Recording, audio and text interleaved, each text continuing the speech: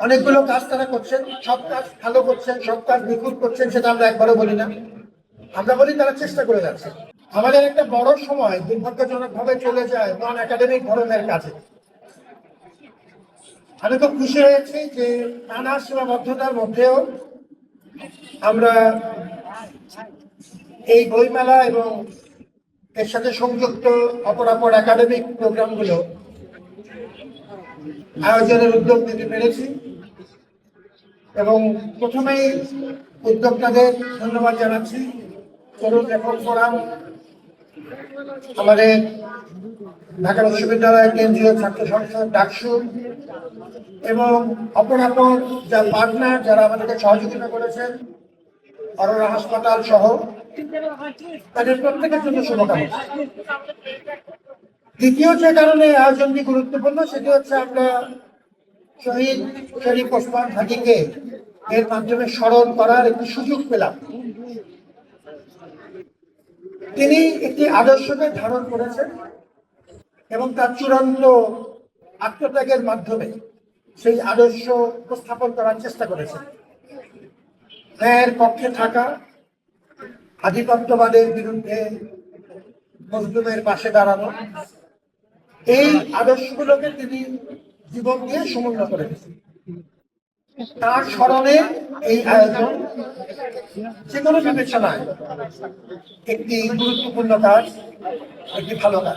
Extreme মশার coil plant fibre দিয়ে তৈরি, ডেঙ্গু চিকুনগুনিয়া বাহি সহ যে কোনো মশার বিরুদ্ধে দেয় এক্সট্রিম সুরক্ষা। আজকে যে প্রতিষ্ঠানগুলো আমাদের সাথে যোগ দিয়েছে, প্রকাশক, লেখক সহ সাংস্কৃতিক কর্মীরা, এবং এই আয়োজন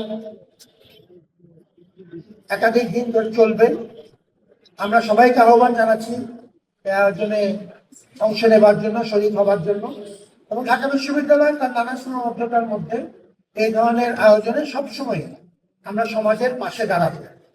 এই আয়োজনটি আরো যে কারণে গুরুত্বপূর্ণ, এই ধরনের আয়োজন সমাজের সাথে আমাদের সম্পর্ক শক্তিশালী করে। আমরা বিশেষভাবে ধন্যবাদ জানাই আমাদের সাথে সাংবাদিকবৃন্দ যোগ দিয়েছেন তাদেরকে। বিশ্ববিদ্যালয়ের সুখ দুঃখে সবসময় তারা পাশে ছিলেন, তাদের প্রতি বিশেষ ধন্যবাদ জানাই। ডাকসুর অংশগ্রহণ আমাদের বিশ্ববিদ্যালয়ের জন্য একটি নতুন মাত্রা যোগ করেছে।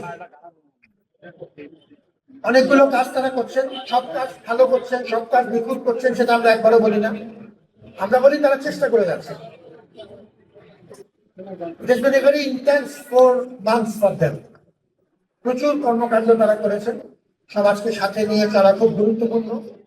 আমরা মনে করি যে সমাজের সাথে একসাথে আমরা কাজ করব, কিছু ভালো হবে, কিছু ভুল হবে, কিন্তু একসাথে থাকাটা, ঐক্য ধরে রাখাটা অত্যন্ত জরুরি।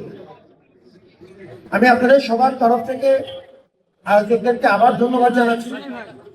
আমাদের সাথে স্পন্সর হিসেবে যারা যোগ দিয়েছেন তাদেরকে ধন্যবাদ জানাচ্ছি।